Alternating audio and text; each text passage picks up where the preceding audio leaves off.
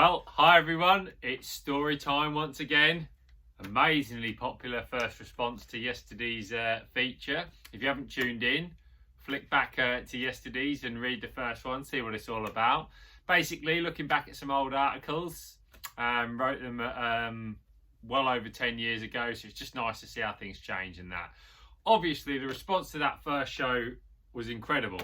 I couldn't believe it. Thousands upon thousands, because you think it's story time, you seem to send in pictures of yourselves from past days and, want a shout out. So here's one that I've picked out just randomly, and I'll see if I can pick out a few shout outs every day. This is Rob, age 25. I wouldn't say he's, looking too great there for 25. Maybe he's changed a bit now, I don't know. But anyway, Rob, glad you're watching. And I know how much you probably love this show, so I'll try and keep it up for you. Moving on from there, send them in. You never know, you might get found out while I'm flicking through these, and you might get a mention. But keep watching and you can find out. Anyway, let's move on to today's story. So we're picking this up. This is July 2008's issue of Match Fishing magazine, part 2 of what was the learning curve feature. As you can see there, definitely looked a bit younger, although probably about a couple of stone heavier than I look now if you have a little close-up look at that. In fact, look like I'm really concentrating hard in that shot. But anyway, let's have a little read of the article and we'll talk you through it. So basically the premise of this one was 2 days and never the same, and this is a great example. So even though we in the UK should be used to up and down weather, last month has got to go down as one of the most changeable on record. I was all ready to don my shorts, which was not a pretty sight, and it still isn't, when the heavens opened and gave us 6 degrees and a monsoon. And I'm trying to remember that time, but to be fair, it seems like it does that every year now. Like we get really warm weather and then freezing cold. But this, however, does give me the perfect chance to write about a recent occasion when adapting to the change was crucial to success and failure, but all in one weekend. Now, I'm a big believer that the best anglers are those that can read the conditions quicker than the rest and adapt to any changes. This is something that I'm always working on and have by no means got 100% right, and I still haven't. Having said that, I know it catches most anglers out, and even the mighty Drennan Team England have fallen foul to a change in conditions overnight. I remember that was happening a lot. They're always the first team to adapt and try and punish others, but it can catch even the best guys out, and it still does. So this month's post-match analysis demonstrates the good and bad decisions, starting at a big open match at Lindo.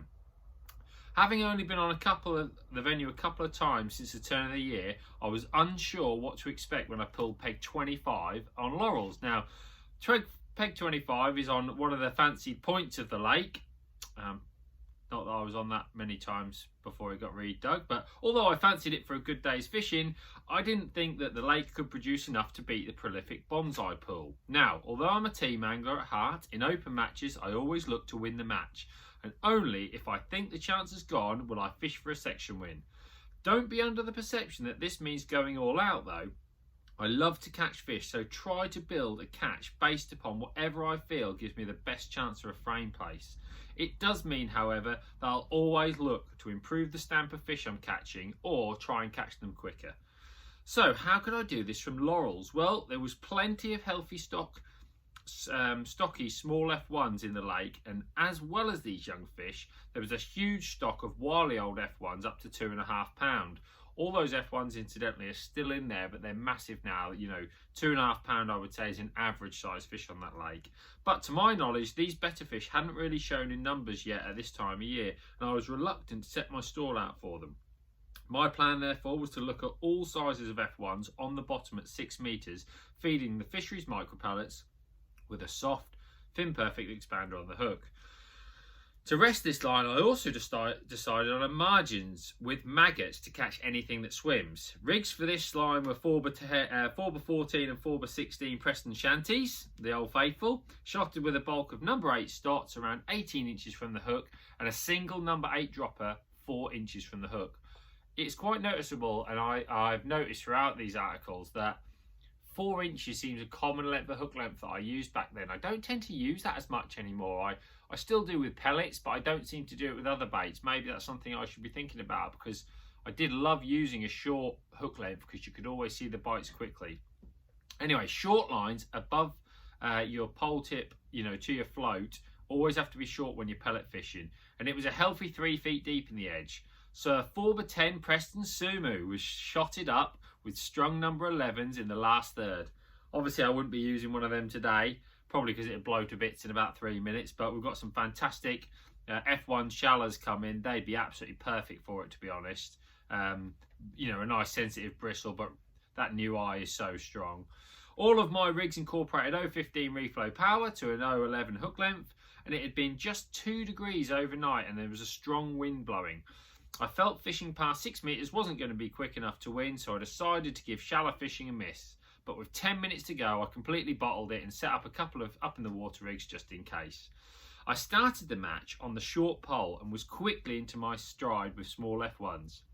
My 9 hollow elastic, still the best there is, was cushioning all F1 movements, and I dropped into a rhythm of shipping out, feeding around 50 micropellets from the cad pot and connecting with another F1. After a good first hour, I had 10 pound in the net and felt it was time to rest the swim. I've been feeding maggots steadily on the other side of me from the off, so I was confident of a quick response. Now, just to prove that maggots do indeed catch everything, my next 10 fish were a rudd, a roach, a chub, a trout, yes, a trout, an F1, a tension, and eyed.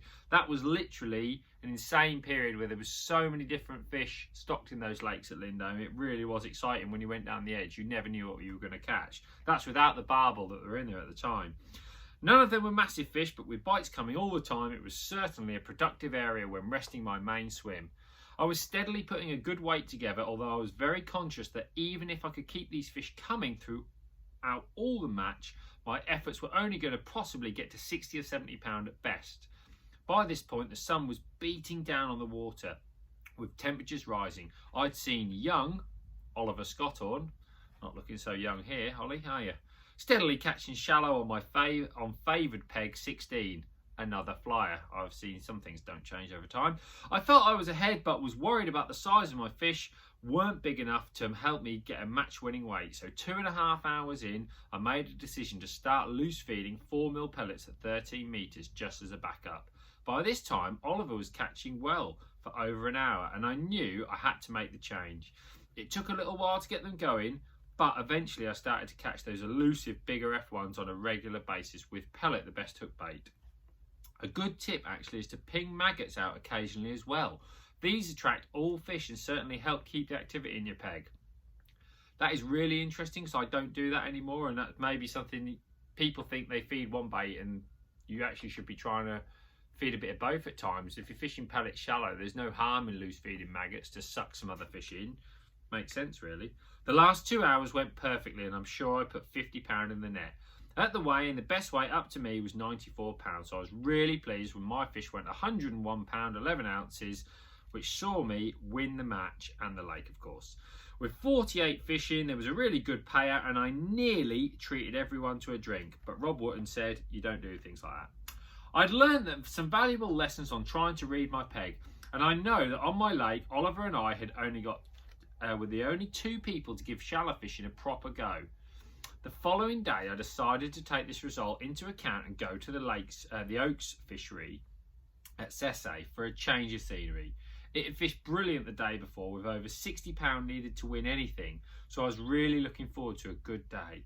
Now, for anyone that hasn't been to the Oaks, it's a great complex with a variety of lakes on offer, still is, and the open match was to be held on Cedar Pool, a venue only used for opens, although they allow pleasure fishing there now because they've got their dedicated match lakes, which are ridiculously solid with fish. They're brilliant.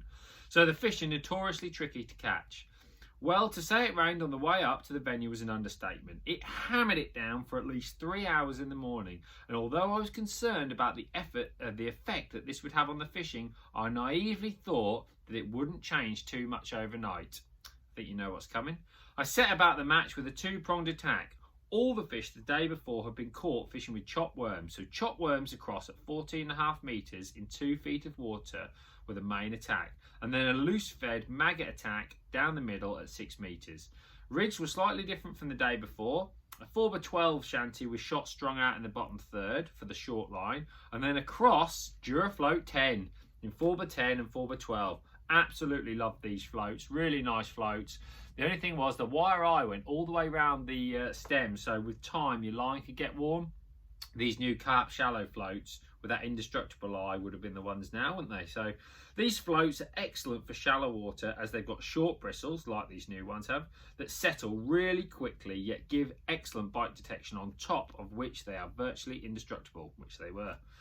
2 lines on the far bank would be my starting point, and by rotating swims I was confident of putting together a big weight. Here we go.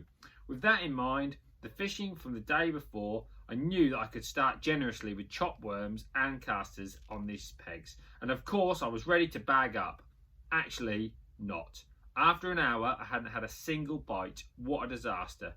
I couldn't really see or gauge how anyone else was doing because of how the lakes are pegged. So I turned round to speak to my teammate Barnsley Black's Ian Bowman, who was 2 pegs down.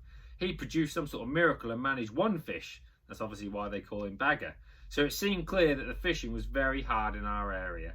I was in no doubt that all the heavy rain and a complete drop in wind had resulted in the fish completely shutting up shop from the day before.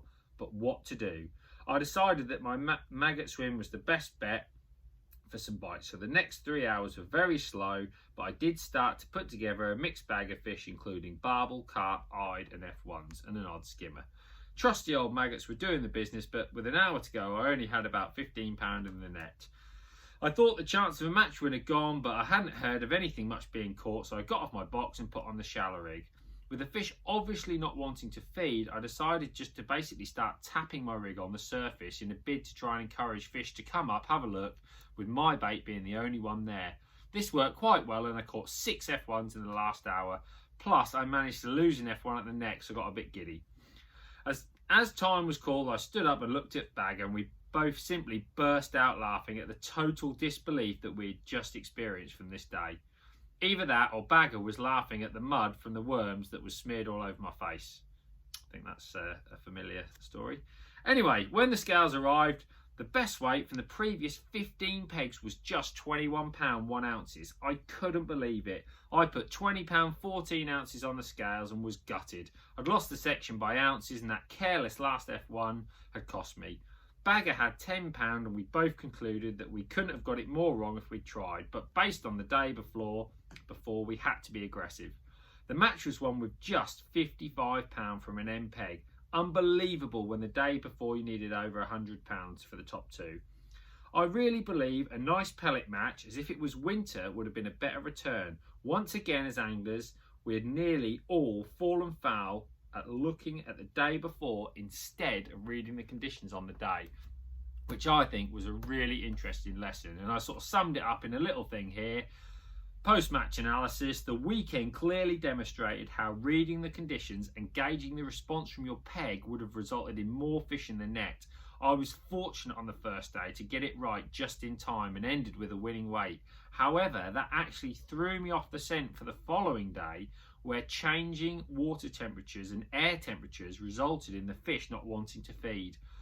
The weekend still threw up some tactical aspects to improve upon as well, and as mentioned in my opening feature from last month, these are the points that every match angler tries to take from their fishing in order to improve. So the lessons learnt were: always cover your options at the start of the match. As anglers, we're generally more reluctant to change if the gear is not ready by the side of us.